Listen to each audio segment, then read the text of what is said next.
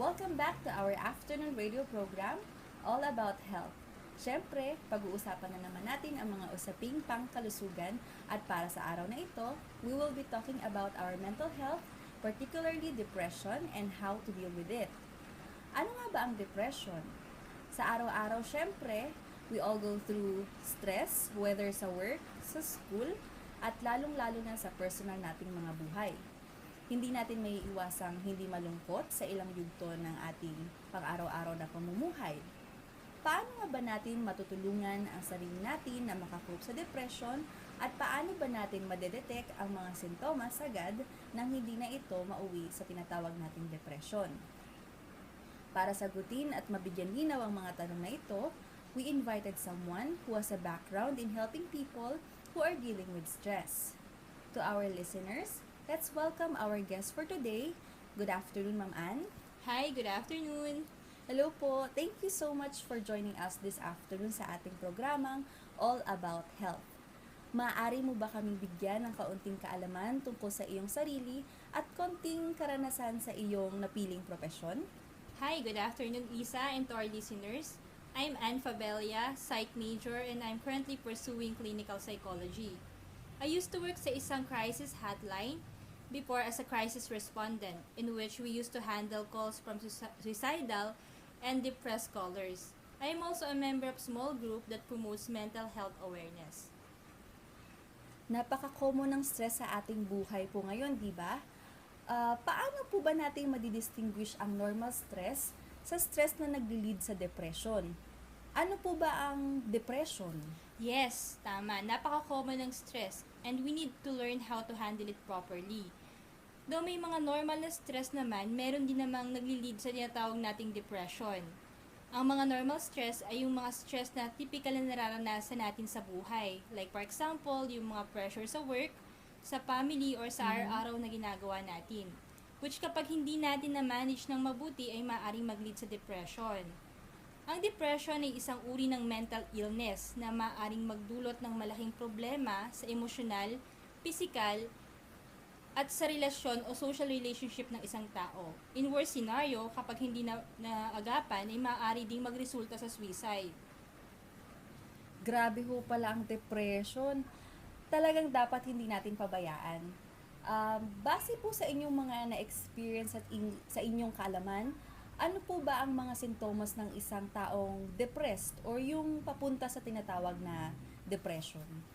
Tama, hindi dapat yan pinapabayaan. Actually, ang sintomas ng depression ay pwedeng makita sa apat na aspeto ng pamumuhay ng isang tao.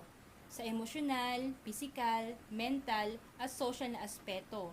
Sa emosyonal na aspeto, makikita mo na masyado siyang maramdamin o malungkutin. Sa pisikal na aspeto naman, mapapansing bumibigat o bumababa ang kanyang timbang. Sa mental na aspeto, mapupuna na may yung train of thoughts niya puro negative. As sa social aspect naman, makikita na lumalayo o umiiwas siya sa mga tao, lalo-lalo doon sa mga malalapit sa kanya. Yung iba naman, yung mga papunta pa lang sa depression, sila yung may mataas na anxiety level o yung madalas na balisa o nag-iisip. Na-curious lang po ako, ma'am. Paano po kung, for example, kung ako yung taong depressed or yung nagpo-possess ng mga sintomas papuntang depression, paano ko po ba malalaman ang mga ito? Pwede ko bang matulungan ang sarili ko? Actually, acknowledging that you are depressed is a good thing.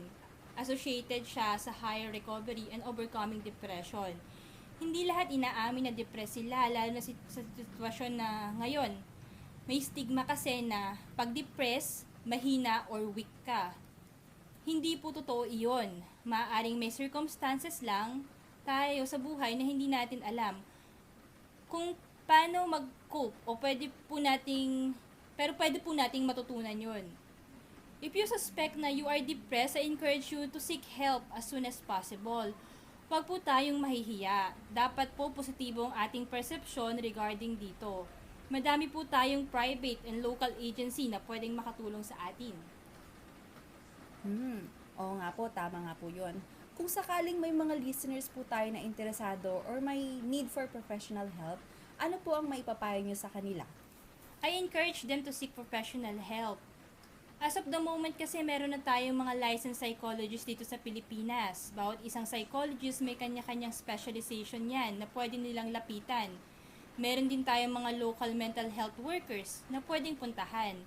Personally, I would like to promote din yung group namin, Adventist Mental Health Advocates or AMHA. Yung group namin is consist of young psychology major na nag-i-aim na mag-reach out para mag-promote ng mental health. Kung gusto nyong malaman yung mga detalye noon, pwede mo nyo ring i-like yung page namin sa Facebook. Okay, so thank you so much po for joining us this afternoon and for sharing with us some of your knowledge on depression and how to cope with it.